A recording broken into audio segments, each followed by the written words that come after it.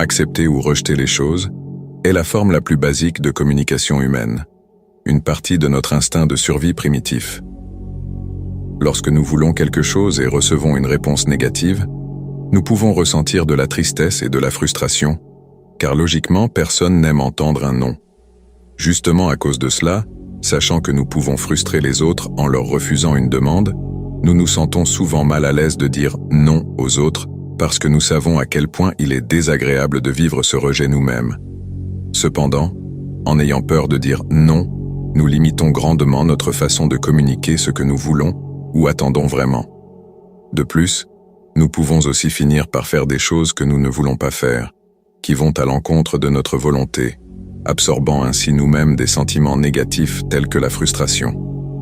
De surcroît, lorsque nous faisons des choses que nous ne sommes pas disposés à faire, il est probable que nous soyons impolis ou que nous le fassions mal parce que nous ne sommes pas enclins à le faire.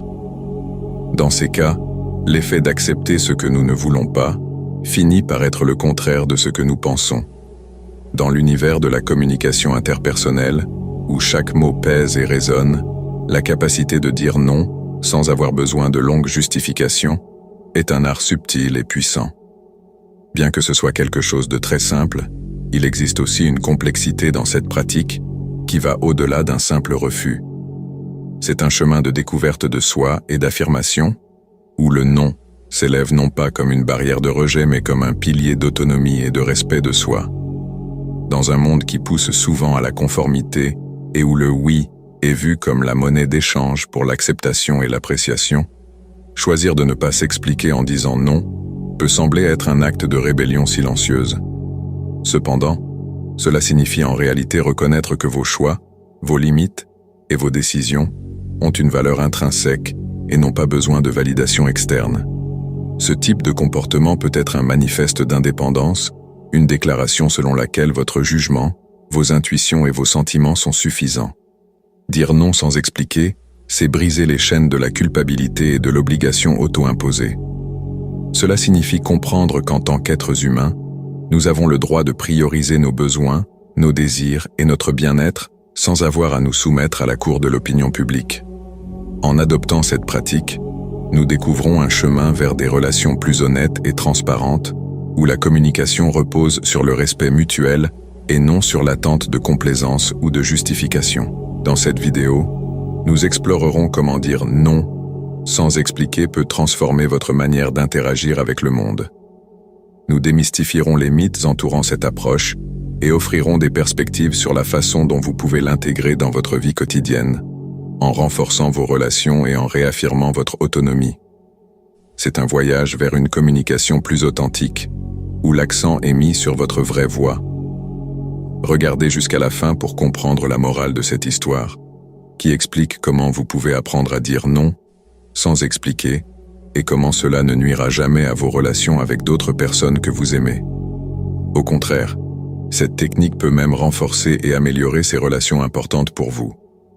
Concentrez votre attention sur le contenu, veuillez vous abonner à la chaîne et cliquez sur le bouton « J'aime ». Allons-y. Dans un monde où l'affirmation de soi est souvent éclipsée par une courtoisie exagérée, apprendre à dire non, sans expliquer, est une compétence libératrice, presque révolutionnaire. Imaginez une personne gentille et toujours prête à aider, vivant piégée par la peur de décevoir les autres, croyant que dire non était un signe d'irrespect ou d'égoïsme. Comme un artiste qui utilise uniquement des couleurs douces pour plaire à tout le monde, cette personne évitait le contraste du non dans sa palette d'interactions sociales. Mais cette réalité était épuisante. Elle se retrouvait surchargée, assumant des tâches et des faveurs qui dépassaient ses limites personnelles. Comme un bateau entraîné par des courants indésirables, elle se sentait à la dérive, éloignée de ses propres besoins et désirs. Les collègues de travail, les voisins et les amis faisaient souvent des demandes qui n'étaient pas réciproques. Cette personne était piégée dans un cycle de donner sans recevoir, s'efforçant de plaire à tout le monde sauf à elle-même. En quête de conseils, elle a cherché de l'aide auprès d'un sage aîné de son quartier. Assis ensemble, ils ont partagé leur lutte, se demandant comment refuser les demandes sans se sentir obligés de se justifier et comment établir des limites sans sembler impolis. Le sage aîné, avec un regard serein, a expliqué que dire non sans expliquer est un acte de respect de soi.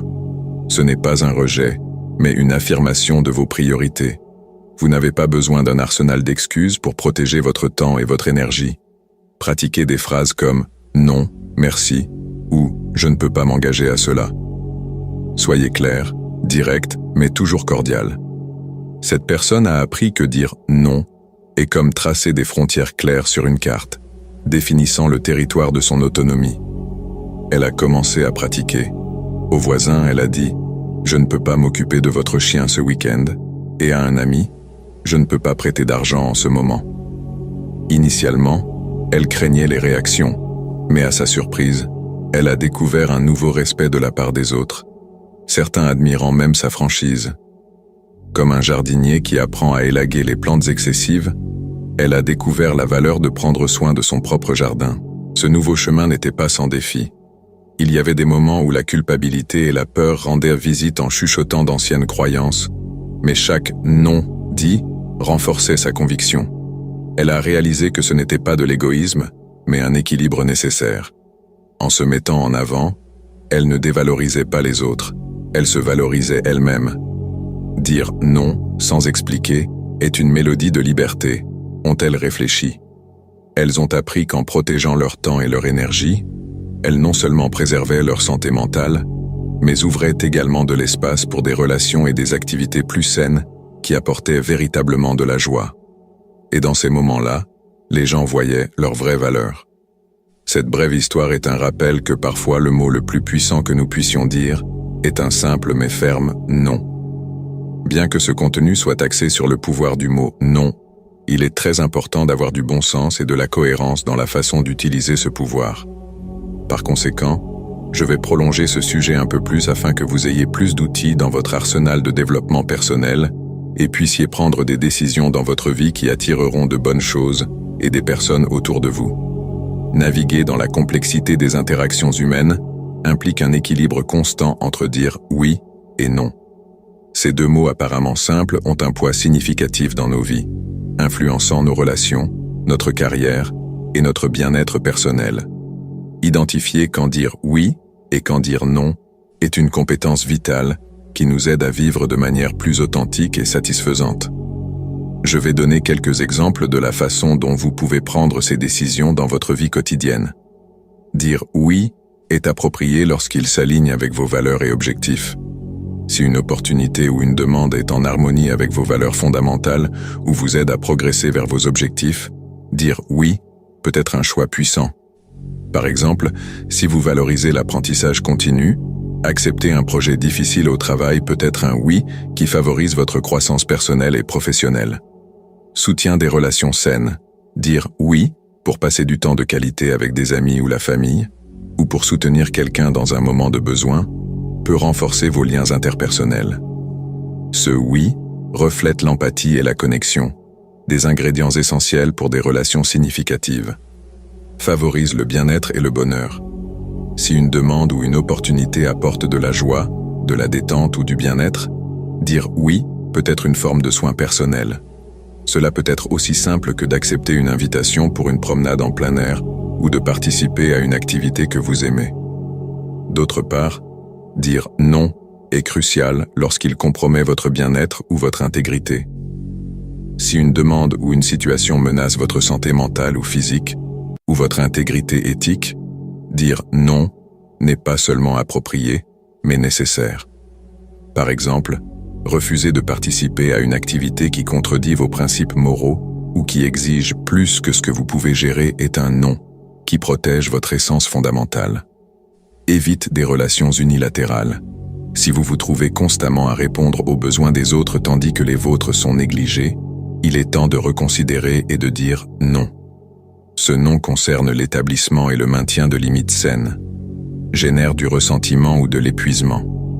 Si vous remarquez que dire oui à certaines demandes ou situations conduit à des sentiments de ressentiment ou d'épuisement, c'est un signe clair que ces moments nécessitent un non. En refusant, vous priorisez votre énergie et vos ressources émotionnelles. Pour naviguer entre le oui et le non, considérez les stratégies suivantes. Réflexion personnelle. Prenez un moment pour réfléchir à ce que vous ressentez face à la demande ou à l'opportunité.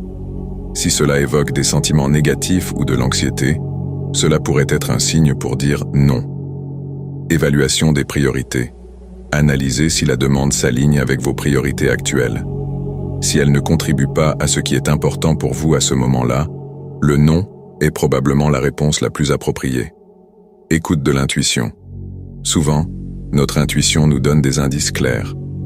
Si quelque chose ne semble pas correct, c'est probablement le cas. Considérez l'impact à long terme. Réfléchissez aux conséquences de dire oui ou non. Si l'impact à long terme de dire oui est positif et en ligne avec vos objectifs, cela pourrait être le bon choix. Sinon, reconsidérez. Finalement, la capacité de dire oui et non efficacement est un aspect crucial de la connaissance de soi et de l'affirmation de soi. En faisant des choix conscients sur le moment d'accepter ou de refuser, nous ne gérons pas seulement notre temps et nos ressources, mais nous façonnons également le cours de nos vies. C'est un équilibre délicat, mais avec de la pratique et de l'introspection, nous pouvons apprendre à faire des choix qui reflètent vraiment qui nous sommes et ce que nous valorisons.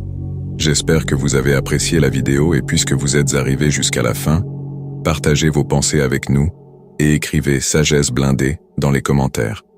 Si vous êtes nouveau sur la chaîne, veuillez vous abonner.